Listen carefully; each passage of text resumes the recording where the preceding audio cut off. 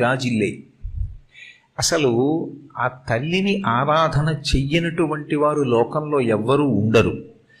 ఒక్కొక్కరు ఒక్కొక్క పేరుతో ఉపాసన చేస్తారు. ఒక్కొక్క రాష్ట్రంలో ఒక్కొక్క ప్రాంతంలో ఆవిడ ఒక దివ్యమైనటువంటి తేజస్సుతో ఆవిర్భవించింది.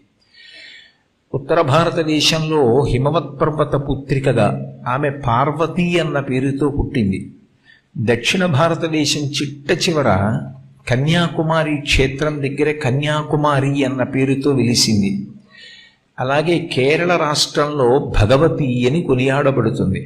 కర్ణాటక రాష్ట్రంలో ఆమెని చాముండేశ్వరి అని కీర్తిస్తారు.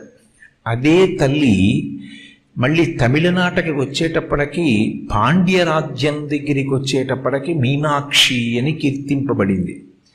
అదే తల్లి తుండీర మండలంలో అంటే